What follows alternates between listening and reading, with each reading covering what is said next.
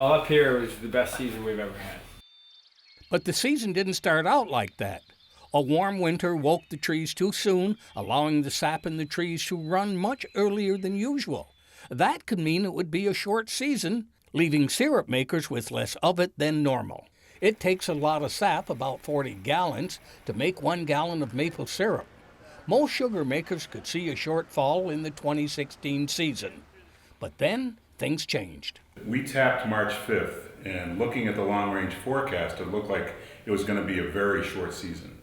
And so we made our first batch of maple syrup March 9th, and according to what it looked like was going to happen with the weather, we were going to have a quick, maybe a week-long run.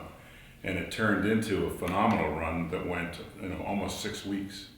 Last year it was a very cold winter, and it lingered into spring, making it difficult for the frosted trees to release sap. But after this year's warm spell, Mother Nature sent in a moderately cold period that sort of acted as a reboot, and the tap lines began to hum with rushing sap headed for the sugar shacks like this one in Lake Placid.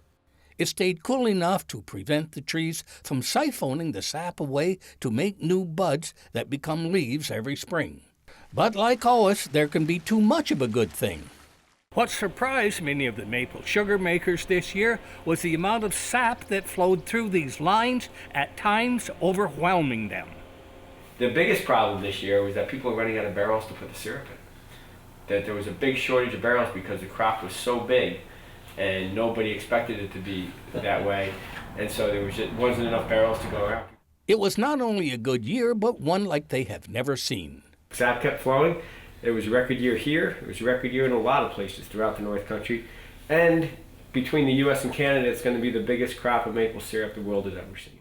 Canada produces 75% of all maple syrup, and all of the sugar houses around here produce from 50 to 100% more syrup this year than at previous times. That adds up to about 20 million gallons of maple syrup. With so much syrup on hand, producers are looking for new ways to reduce the supply. That will mean more creative marketing. Well, it means that we need to now go out and market all that syrup, right? So, when you have a surplus crop, it means that there's lots more maple syrup available. So, hopefully the trends where people are using it in more than just pancakes, where it's getting used as an ingredient in lots of foods, getting used as a sweetener to replace sugar or high fructose corn syrup. Maple is a natural, local, healthy sweetener. And I think, when we have a bumper crop and it's more available, I think we'll see more people using it as the way it's intended to be. That's just what Brian McDonald at Paul Smith College Visitors Interpreter Center is promoting. People are using maple sap as an energy drink. More people are using it to make tea, to make beer.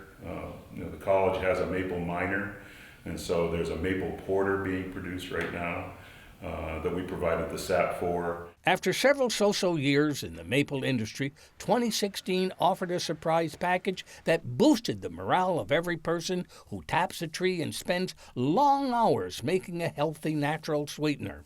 And now that there's plenty of it, bring on the pancakes. For Mountain Lake Journal, I'm Jack LeDuc in Lake Placid.